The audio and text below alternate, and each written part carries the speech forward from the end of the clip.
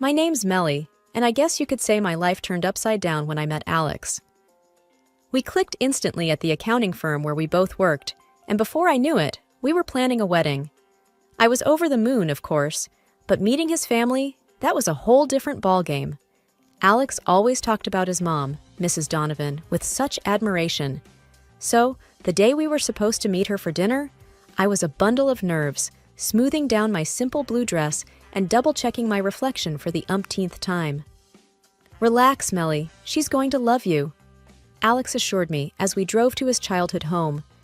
But the moment we walked through the door, Mrs. Donovan's eyes narrowed as she looked me up and down. "Well, you're certainly slender, aren't you?" she remarked, her tone cool. I tried to laugh it off. "I guess I am. Never been much of an eater." Mrs. Donovan hummed, her expression unreadable. "I hope you're taking care of yourself. A woman should have some robustness, you know." Alex, bless him, jumped in. "Mom, Melly's just fine. She's healthy." Dinner was an uncomfortable affair. Mrs. Donovan's eyes were constantly on me, making me squirm every time I took a bite. I could feel her judging my every move. The worst part came when I excused myself to the restroom. As I passed the living room, I overheard Mrs. Donovan whispering to her sister, "She looks sickly. How will she bear Alex's healthy children?" I felt like I'd been punched in the gut. The rest of the evening was a blur. I barely touched my food and struggled to keep a smile plastered on my face. On the drive back, I was quiet, the words echoing in my mind. Alex noticed. "Hey, you okay? You've been quiet since dinner." I sighed. "It's nothing. Just tired, I guess." But inside, I was reeling. Mrs. Donovan's words had cut deeper than I wanted to admit. I wondered if this was just the beginning of a long road of judgment and disapproval. Little did I know, it was only the tip of the iceberg. As the days turned into weeks, the dinners at Mrs. Donovan's became a regular ordeal. Each invitation felt like a summons, each meal a trial. Alex, ever the optimist, kept reassuring me that things would get better, but they only seemed to worsen. One particular evening stands out in my memory. We arrived at Mrs. Donovan's to find an even more extravagant spread than usual. The dining table was overflowing with dishes, rich gravies, fatty roasts, and sides heavy with butter and cream. As soon as we sat down, Mrs. Donovan was on the offensive. "Melly, you look even thinner than last time. You really should eat more," she said, piling my plate high with food. I tried to protest. "Oh, Mrs. Donovan, this is too much. I really can't." "Nonsense," she cut me off. "You need to build some strength, dear. Especially if you and Alex are planning a family." I forced a smile and took a bite. Mrs. Donovan's eyes flickered with something like triumph. I glanced at Alex, hoping for some support, but he just shrugged apologetically.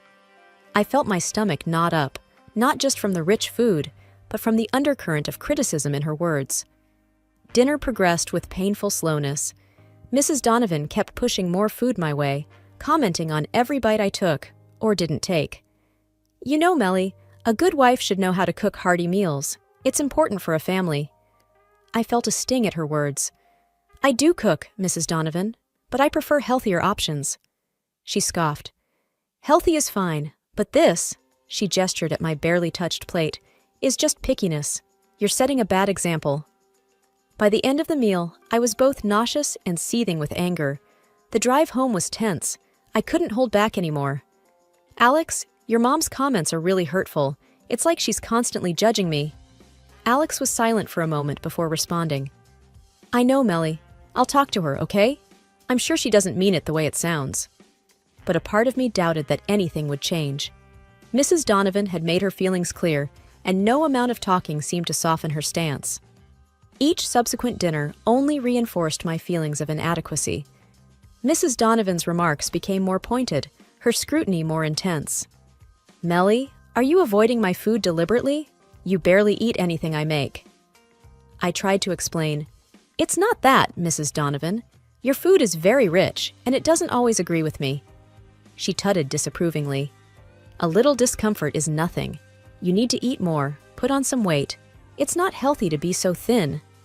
Her words echoed in my head long after each dinner, amplifying my insecurities and doubts. The thought of facing another meal at her house filled me with dread. My relationship with Alex was strong, but the shadow of his mother's disapproval loomed over us, a constant, unsettling presence. As I lay awake many nights, I wondered how long I could endure this. The discomfort in my stomach after each meal was a stark reminder of the growing discomfort in my heart. I felt like an outsider, unwelcome and misunderstood, and I couldn't help but worry about the future of our relationship under the weight of his mother's judgment. As the days rolled into weeks, my unease around Mrs. Donovan turned into outright dread. The constant scrutiny, the endless comments about my weight and eating habits, it was all becoming too much. So I made a decision, one that I knew wouldn't sit well with her. I started avoiding meals at her house. The next time Alex mentioned going over for dinner, I hesitated before speaking up. "Alex, I don't think I can go tonight." He looked surprised. "Why not? Mom's making that roast you liked." I took a deep breath. "It's not about the food. It's... Your mom makes me uncomfortable. I can't keep pretending it's okay." Alex's face fell. "Melly, she's just trying to be caring in her own way. She doesn't mean to upset you." I shook my head, frustration building up. "It's not caring, Alex. It feels like she's attacking me, always commenting on how I look, what I eat. I can't deal with it anymore." We left it at that, but I could tell Alex was torn. He wanted to keep the peace, but I needed him to understand my side. The next family dinner I missed set off a real storm. Mrs. Donovan called me the next day, her voice icy. "Melly, I noticed you didn't grace us with your presence last night. Is everything all right?" I tried to keep my tone neutral. "Yes, Mrs. Donovan, I just wasn't feeling up to it." There was a sharp intake of breath on the other end. "Not feeling up to it? You do realize it's rude to decline family dinners without a good reason. You're part of this family now, or so I thought." Her words stung, and I felt my patience snap. "With all due respect, Mrs. Donovan, being part of this family shouldn't mean I have to endure being criticized all the time." There was a moment of stunned silence before she retorted, "Criticism? I'm merely concerned about your health, Melly. A wife should be strong, healthy. I'm worried you're not suitable for Alex." That hit a nerve. "Suitable? I love Alex and he loves me. That's what matters, not your opinion on my health." The conversation ended soon after, but the damage was done. The rift between us grew wider, deeper. Alex tried to mediate, but his attempts only made things worse. One evening, as we sat quietly in our living room, he broached the subject. "Melly, I spoke to Mom. She's really upset. She thinks you're avoiding her." I let out a bitter laugh. "Avoiding her? She's been nothing but harsh and judgmental since day one. What does she expect?" Alex ran a hand through his hair, looking exasperated. "She's my mom, Melly. I can't just ignore her. Can't you two try to work things out?" I looked at him, feeling a mix of anger and sadness. "Alex, it's not about working things out, it's about respect. She doesn't respect me, and I don't know if I can keep pretending it doesn't hurt." The wedding day was supposed to be the happiest day of my life, and it was, at least until the reception. Everything was perfect. The ceremony, the vows, Alex looking at me like I was the only one in the room. But then, at the reception, everything changed.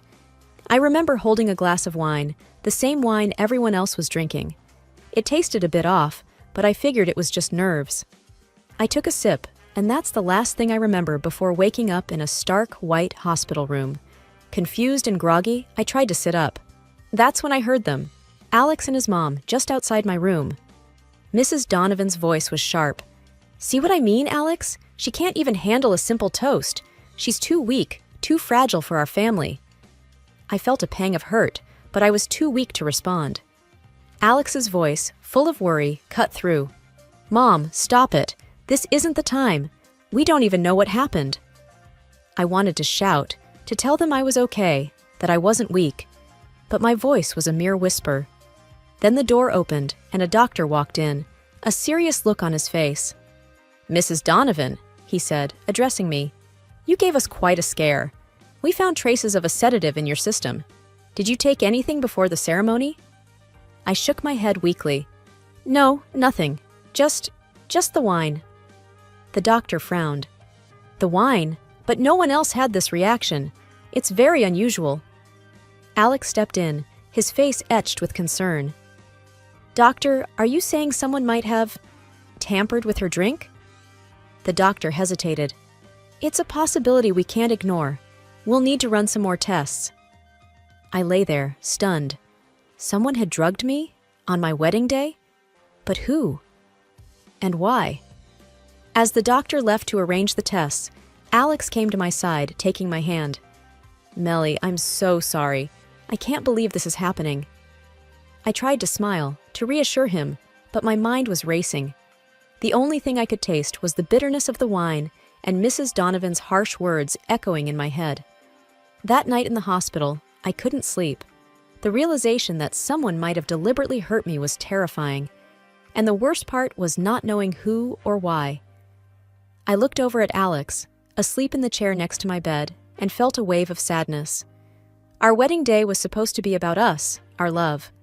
Instead, it ended with me in a hospital bed, surrounded by suspicion and fear. Back home from the hospital, I was a bundle of nerves. The thought that someone had drugged me at my own wedding was like a dark cloud hanging over me. And deep down, I had a gnawing suspicion about who it might be. One evening, I couldn't hold it in any longer. Alex and I were sitting in the living room, the TV playing some show neither of us was watching.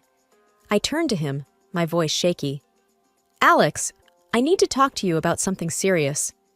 He muted the TV, looking concerned. What's up, Melly? I took a deep breath. I've been thinking about what happened at the wedding, and I can't shake off the feeling that your mom might have had something to do with it. Alex's face changed instantly. What? Melly, that's crazy talk. Why would you even think that? I could feel my frustration mounting. Think about it, Alex.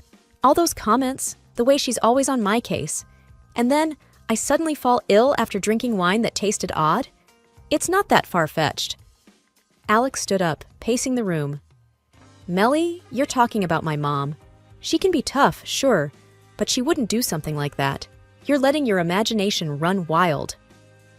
I stood up too, my voice rising. Am I, Alex?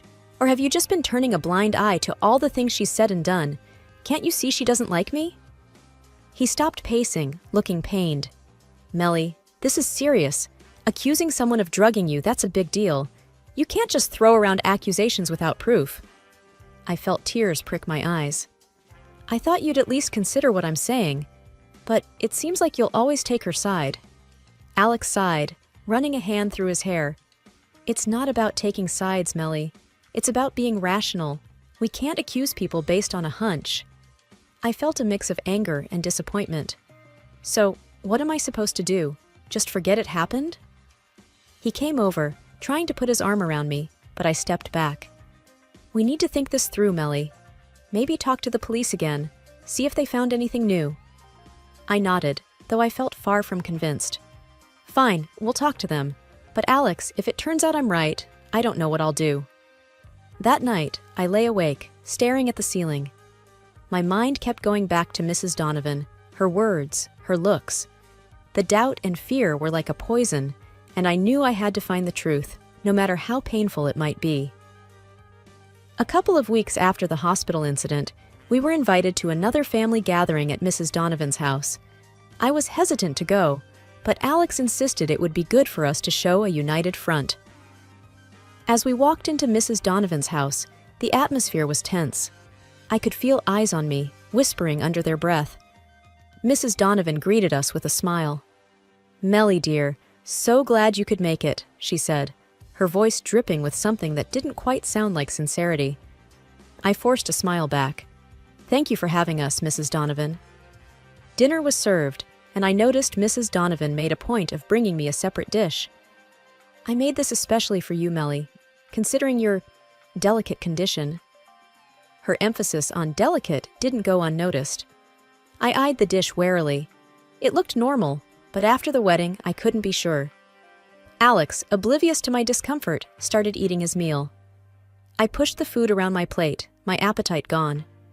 Mrs. Donovan watched me, a hint of a smirk on her face. Not hungry, Melly? I made it just for you. I looked up, meeting her gaze. I'm just not feeling all that well, Mrs. Donovan, but thank you.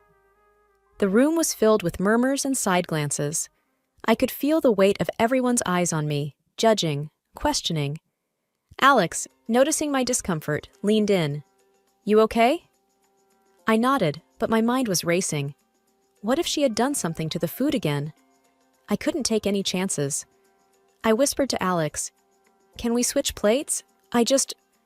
I'm not comfortable eating this. He looked confused, but obliged, swapping our plates. As he reached for a bite of my food, Mrs. Donovan's hand shot out, stopping him. No, Alex, don't! She exclaimed, her voice laced with panic. The room went silent. Everyone's eyes were now on her. Alex looked up, startled. Mom? What's wrong? Mrs. Donovan's face had lost all color. She stammered, looking for an excuse. It's just... That dish is specially made for Melly. It's not to everyone's taste. I stared at her, my suspicions growing stronger. Why not, Mrs. Donovan? What's in it that's so special? She fumbled for words, her usual composure slipping away. It's just a special recipe. The tension in the room was palpable. Alex looked between his mother and me, confusion turning to realization. Mom, what did you do? Mrs. Donovan was silent, her eyes darting around the room. I knew then, without a doubt, that my suspicions were right. There was something in that food, something she didn't want Alex to eat. The room was heavy with tension following the incident with the plates. I could feel everyone's eyes on us, on Mrs. Donovan, who looked like she was caught in a trap. Alex, his face a mix of anger and disbelief, turned to his mother. Mom, what's going on? Why did you freak out about me eating Melly's food? Mrs. Donovan was fumbling for words, her usual poise nowhere to be seen. It's nothing, just... It was made for Melly, not for you. I couldn't hold back anymore. That's not good enough, Mrs. Donovan. You've been against me from the start. What did you put in my food? The room erupted into murmurs. Mrs. Donovan's eyes darted around, looking for an escape. I didn't put anything in your food, Melly. This is ridiculous. I stood up, my hands trembling. It's not ridiculous. Ever since I started coming to these dinners, I've felt sick. And then the wedding. Someone drugged my drink, and now this? It's too much of a coincidence. Alex stood up too, his voice firm. Mom, if you did something to Melly's food, you need to tell us now. This is serious. Mrs. Donovan's face crumpled. I just wanted to protect you, Alex. She's not right for you. She's weak, sickly. I felt a surge of anger. Protect him? By making me sick? By drugging me? The guests were now openly staring, the air thick with accusation and shock. Alex's uncle, who had been silent until now, spoke up. This is a serious accusation, Melly. Do you have any proof? I pointed to my plate. I'm calling the police, and they will give the food prepared by Mrs. Donovan for examination. And then Mrs. Donovan burst into tears. I just wanted the best for my son. I thought if she was out of the picture, he'd find someone better, someone healthier. The confession hung in the air, heavy and damning. Alex looked at his mother, his expression one of utter betrayal. You did this to Melly? My wife? I felt a mix of relief and despair. Relief that the truth was out, but despair at the cost. My relationship with Alex, our place in his family, everything was in shambles. The rest of the evening was a haze. There were arguments, people taking sides, some in disbelief, others in anger. Alex and I left early, the weight of what had happened bearing down on us. As we drove home, neither of us spoke. The silence was oppressive, filled with unasked questions and unspoken fears. What did this mean for us? For our future? The woman who was supposed to be my family had betrayed me in the worst way, and the fallout was something neither Alex nor I were prepared to handle. That night, as I lay in bed, the events of the evening replayed in my mind. Mrs. Donovan's confession, the look of shock on Alex's face, the whispers of the guests. The confrontation had brought the truth to light, but it had also opened a wound that I wasn't sure could ever fully heal. One evening, as Alex and I sat together, the silence between us felt particularly profound. Breaking the stillness, I turned to Alex. "We need to talk about what's next, about the police." He looked at me, his expression solemn yet supportive. "I've been thinking about that too. It's your decision, Melly. I'll back you up, whatever you choose." I mulled over the thought, feeling the weight of the decision on my shoulders. It's just, going to the police feels like opening a Pandora's box. It's not just about exposing what happened, it's about airing family issues in public. He nodded, understandingly. "I know it's hard, but remember, you're the one who's been wronged. If you want to pursue this legally, I'm with you." After a pause, I let out a deep breath. "No, I don't think I want to go down that road, but there's something else I've decided." I hesitated, gathering my courage. "I can't see your mother again, Alex. After everything, I can't." Alex's reaction was quiet, contemplative. "I understand. And honestly, I feel the same. After what she did, I can't just carry on as if nothing's happened. I won't see her either." His words were a relief, a validation of my feelings. "It's going to be hard, Alex. She's your mother."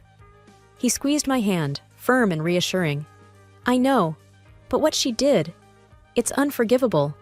Our relationship, our marriage, comes first." In the days that followed, we both stood by our decision. It was a difficult period, adjusting to this new reality where Mrs. Donovan was no longer a part of our lives. There were moments of doubt, of questioning whether we were too harsh, but we supported each other through them. We started focusing more on ourselves, on rebuilding and strengthening our bond. We made plans for the future, small things to look forward to, like weekend getaways and quiet evenings together. As we moved forward, I realized that this ordeal, as painful as it was, had brought us closer. We had faced a challenge together, one that tested the very foundation of our relationship and had come out stronger.